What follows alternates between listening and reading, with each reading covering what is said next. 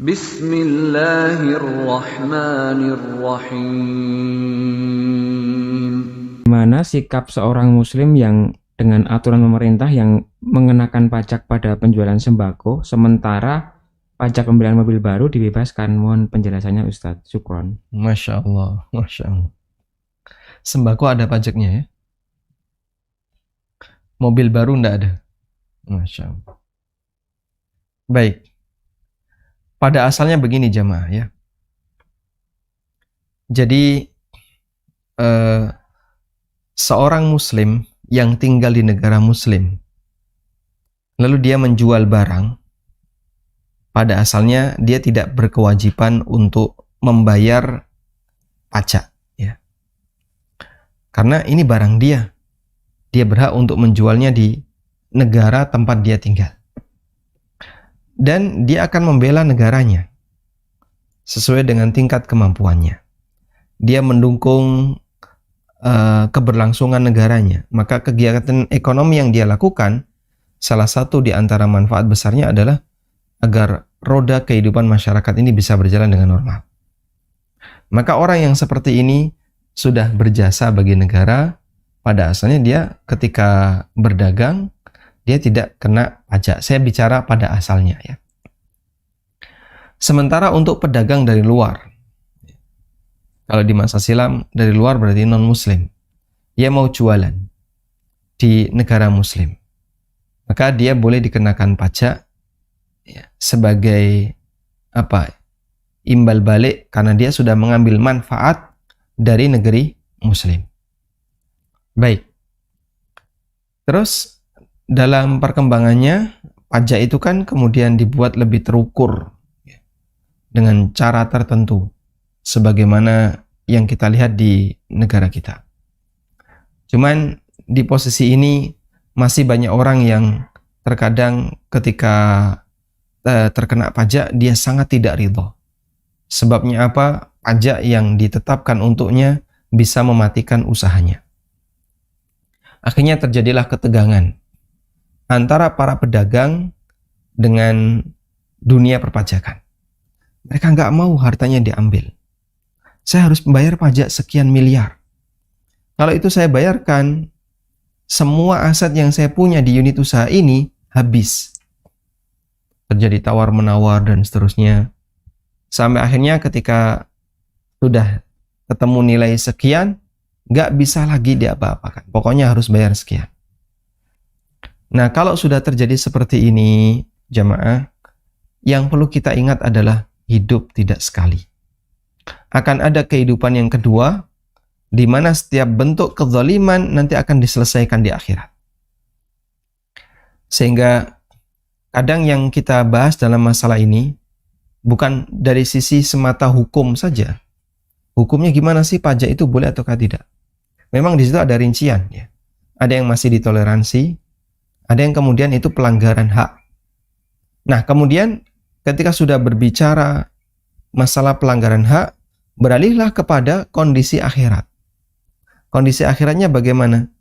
Setiap bentuk kezaliman pasti akan diselesaikan oleh Allah Subhanahu wa taala. Karena seperti yang kita tahu ya, keadilan di dunia ini itu tidak tegak sempurna. Keadilan di dunia. Ada nggak orang yang dia dizolimi tapi belum balas?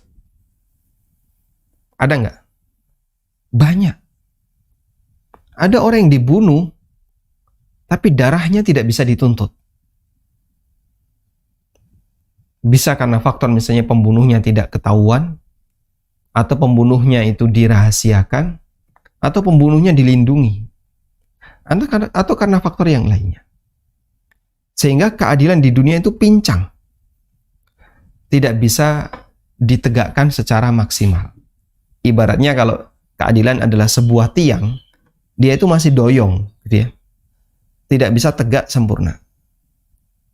Artinya ada sebagian yang bisa ditegakkan, ada yang sebagian tidak ditegakkan.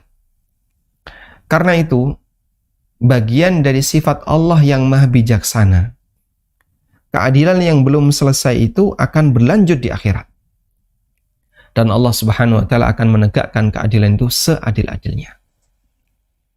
Maka Allah Subhanahu wa taala menyebut sikap orang musyrikin yang mereka tidak meyakini keberadaan akhirat itu sama dengan menuduh Allah Subhanahu wa taala tidak bijaksana.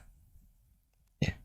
Allah taala berfirman di akhir surat At-Tin, "Fama yukadzibuka ba'du bid-din, alaysallahu biahkamil hakimin." Ya. Apa yang menyebabkan mereka mendustakanmu wahai Muhammad dengan keberadaan hari kiamat, dengan keberadaan hari akhir? Alaysallahu biahkamil hakimin? Bukankah Allah itu zat yang maha bijaksana? Ya. Mereka mengakui Allah itu maha hakim. Sang pencipta ini adalah zat yang 100% sempurna kebijaksanaannya. Allah maha bijaksana. Sehingga kalau kalian menganggap bahasanya keadilan ini tidak akan ditegakkan di hari kiamat, sama dengan menuduh Allah Subhanahu wa taala tidak bijaksana. Karena itu bertentangan dengan kebijaksanaan Allah. Gimana ada keadilan yang masih condong gitu ya? Yang dia belum tegak sempurna condongnya, ada yang condong masih di bawah, ada yang condongnya ya sudah agak dikit ke atas. Ini tidak akan mungkin dibiarkan sampai dia ditegakkan sempurna. Karena keadilan kalau tidak ditegakkan sempurna bertentangan dengan sifat bijaksananya Allah Subhanahu wa taala. Makanya hati-hati dengan yang namanya kezaliman jamaah, karena Allah tidak akan pernah melupakannya. Wala tahsabannallaha ghafilan amma ya'maludz zalimun. Jangan sampai kalian mengira bahwasanya Allah akan melupakan perbuatan yang dilakukan oleh orang-orang yang zalim. Sehingga kezaliman tidak akan pernah dilupakan oleh Allah Subhanahu wa taala.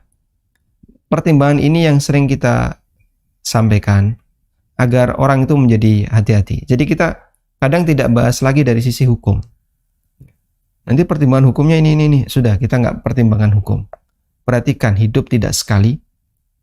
Ada nggak orang yang ditarik pajaknya dan dia nggak ridho? Banyak.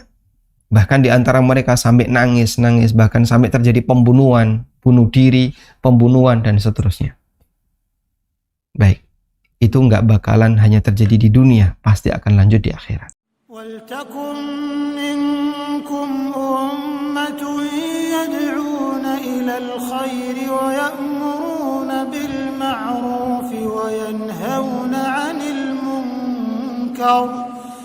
وأولئك